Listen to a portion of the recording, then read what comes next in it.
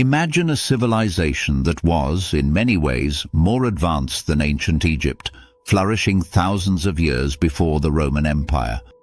This society built perfectly planned cities with homes that had the world's first urban sanitation systems and streets laid out in a perfect grid. A culture so sophisticated, it supported a population that might have been as large as 5 million people. Now, imagine it all just vanished. There were no signs of a great war, no single obvious catastrophe, and no monuments to powerful kings. An entire civilization, one of the 3 earliest on Earth along with Egypt and Mesopotamia, just went silent. For over a century, this mystery has baffled historians and archaeologists. How could a society this massive disappear, leaving behind perfectly ordered ghost towns? The usual answers, war, floods, earthquakes, just don't add up. But now, thanks to incredible new scientific evidence, we're finally starting to uncover the truth behind one of the greatest vanishing acts in human history. The story isn't about invading armies or a sudden apocalypse. It's a far more terrifying story, and one that feels eerily relevant today. A catastrophic climate collapse that literally wiped a civilization off the map. To really understand what was lost, we have to appreciate what they built. Forget the pyramids and pharaohs for a second. The Indus Valley Civilization, also known as the Harappan Civilization, was a different kind of empire. It flourished from around 3300 BCE and hit its peak between 2600 and 1900 BCE. At its height, it was the most widespread civilization of its time, covering a huge area across modern-day Pakistan and northwest India. We found over 1,000 of their cities and settlements, which gives you an idea of its incredible scale. And these weren't just simple villages. Cities like Mohenjo-daro and Harappa were engineering marvels, true masterpieces of urban planning that wouldn't be seen again for centuries. They were built on grid-based layouts, with streets crossing at perfect right angles. The buildings were made from standardized, baked bricks, proof of organized production and a unified system of measurement. But the real genius of the Harappan people was something we take for granted today: water management. In cities like Mohenjo-daro, almost every house had its own private well and bathing area.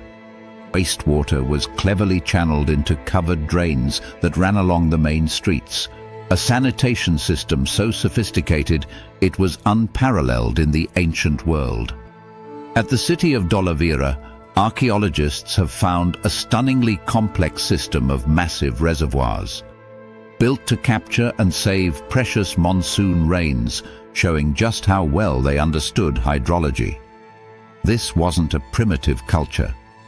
It was a society of incredible order and planning. They had a standardized system of weights and measures, which was essential for a trade network that stretched all the way to Mesopotamia. We've actually found their unique seals, small, carved stones with intricate animal designs, and a script we still haven't deciphered, in modern-day Iraq. This tells us they were skilled merchants who undertook long-distance sea voyages. Their society itself is a fascinating puzzle. Unlike in Egypt or Mesopotamia, there's a noticeable lack of giant palaces, royal tombs, or huge statues of kings, while some houses are bigger than others, suggesting some social hierarchy. The overall uniformity of the cities hints at a more egalitarian or community-focused structure. Archaeologists haven't found any clear evidence of a standing army or widespread warfare. Instead of celebrating gods of war, their art is full of elegant animals and what seem to be mother goddesses, suggesting a culture deeply connected to the natural world. Some scholars believe they weren't ruled by kings, but maybe by councils of priests or powerful merchants who kept order by controlling trade and religion. For almost 1,000 years, this peaceful, orderly, and prosperous civilization thrived. They were masters of their environment, brilliant engineers, and savvy traders. They built a world of incredible stability. And then, around 1900 BCE, the silence began. The trade networks with Mesopotamia broke down. The elegant script started to disappear. The once perfect drainage systems clogged up and fell apart. And most chillingly, the great cities began to empty. Not destroyed, but simply abandoned. It's as if 1 million people just walked away from their homes, leaving us with one of history's most profound questions. Why? For decades, the most popular explanation was a dramatic one: the Aryan Invasion Theory. This idea, which came about in the 19th and early 20th centuries, painted a picture of nomadic warriors on horseback sweeping into India from Central Asia. The story went that these invaders, the Aryans, brought a new language, Sanskrit, and a new social order, the caste system. They supposedly conquered the peaceful Harappans, destroyed their cities, and pushed the local populations south. The archaeologist Mortimer Wheeler really fueled this theory in the mid-20th century. He pointed to skeletons found scattered in the streets of Mohenjo-daro and dramatically claimed they were victims of a final, bloody massacre. It was a simple, compelling story that seemed to explain everything. It became the textbook answer for generations. But it was wrong. As archaeology became more sophisticated, the invasion theory started to fall apart. A closer look at those skeletons from Mohenjo-daro showed no signs of injuries from a battle. They were more likely hasty burials from a population struggling with disease and social collapse in a dying city, not casualties of a war.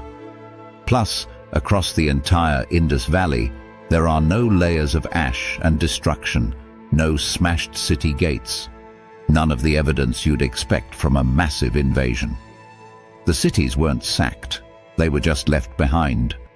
Modern genetics dealt the final blow. DNA analysis from ancient and modern South Asia shows no evidence of a single large-scale invasion or population replacement back then. Instead, the genes tell a much more complex story of migrations and mixing that happened over thousands of years, both before and after the Harappan decline.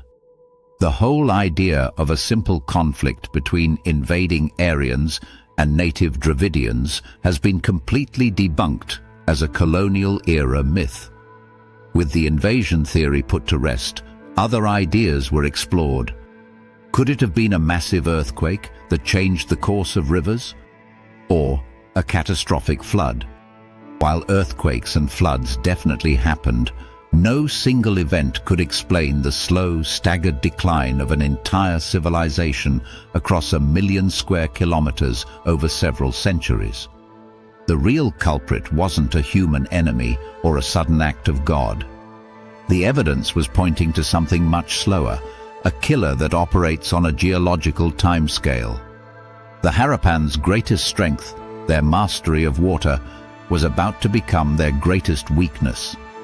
The investigation turned from the battlefield to the climate, and what scientists found was a chilling record of nature's betrayal. The key to unlocking the mystery was hidden in some pretty strange places. In layers of mud on the ocean floor, inside ancient stalagmites in caves, and in the dry riverbeds that crisscross the landscape today. By studying these natural archives, scientists have been able to reconstruct the climate of ancient South Asia with incredible detail.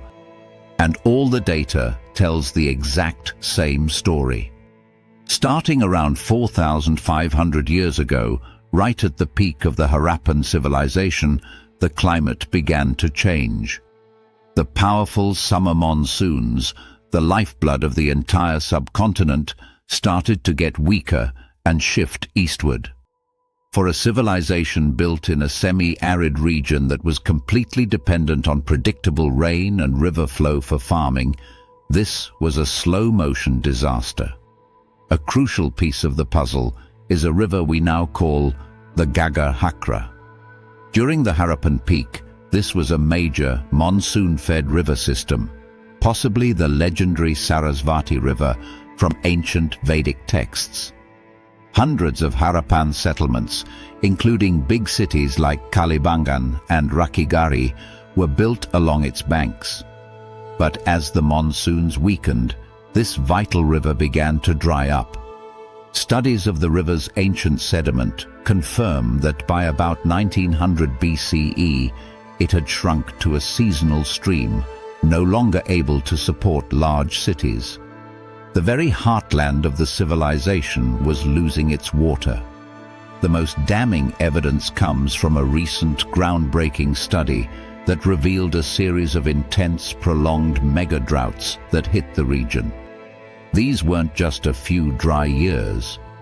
The study pointed to at least 4 separate droughts, each lasting for more than 85 years, with one brutal dry spell going on for over a century and a half. During these times, rainfall dropped by as much as 20%, and temperatures rose, parching the soil. Just imagine the impact. For generations, the Harappans had built their society on the predictable flooding of the Indus and Gagara rivers. Their entire farming system depended on it. Suddenly, the rivers shrank and the rains failed, not just for a season, but for a lifetime. The huge granaries, built to store surplus grain, would have emptied. Their brilliant water systems would have been useless without water. Trade routes that relied on rivers would have become impassable. This wasn't a sudden collapse, but a slow, agonizing unraveling that took centuries. The archaeology perfectly mirrors this climate data. As the droughts got worse, we see a clear pattern of people moving. They began to abandon the great cities in the now dry regions of the Gagara Valley. Settlements started to shrink. The quality of their pottery and seals declined. The carefully planned cities gave way to smaller, rural villages as people scattered. Desperately searching for more reliable water sources and moving east toward the Himalayan foothills where rainfall was more stable. This was a civilization de-urbanizing. The social glue that held their complex society together, surplus food, busy trade, and civic order, dissolved under relentless climate pressure. They didn't vanish in a blaze of glory. They scattered, their great society slowly breaking apart into smaller, simpler communities. The millions of people weren't erased from history. Their descendants became the villagers of a new, less urban era, their glorious past forgotten and their sophisticated script lost to time. The story of the Indus Valley is more than just an ancient mystery solved. It's a profound and deeply relevant cautionary tale. The Harappans weren't a primitive people undone by forces they couldn't understand. They were brilliant innovators and incredibly resilient. For a while they fought back. Evidence shows they shifted their crops, moving from water-hungry wheat and barley to more drought-resistant millets. Their amazing water harvesting systems, like the one at Dolavira, were a direct response to an increasingly unpredictable climate. They were, in a way, one of the first societies to actively try to adapt to climate change. But in the end, the change was too big, too relentless, and went on for too long. Even their ingenuity couldn't save them from an environment that pulled the rug out from under their entire way of life. Their perfectly planned cities, once a symbol of their mastery over the world, now stand as silent monuments to the humbling power of climate. Their fate is a chilling echo for our own time. Today, we are again facing rapid, human-induced climate change. We see droughts, shifting weather patterns, and rising sea levels threatening communities all over the world. We look to technology and innovation as our saviors, just as the Harappans must have looked to their reservoirs and canals. Their story is a stark reminder that no amount of technology can make a civilization immune to the collapse of its environmental foundation. The Indus Valley didn't fall because its people were foolish or weak. It fell because their world changed, and they could no longer survive in it. The silent stones of Mohenjo-daro and Harappa are more than just archaeological curiosities. They are a warning, written in dust and brick across millennia. They tell us that civilizations, even the most advanced ones, are fragile ecosystems. They whisper a timeless truth, that the ultimate ruler of any society isn't a king or a priest, but the climate that allows it to exist. The Indus Valley Civilization is just one of many ancient societies whose fate was sealed by a changing climate. What other lost civilizations do you think hold lessons for us today? Let us know your thoughts in the comments. And if you want to explore more of history's greatest mysteries and what they can teach us about our present, make sure to subscribe and hit that notification bell. Thanks for watching. This History Replay. This day.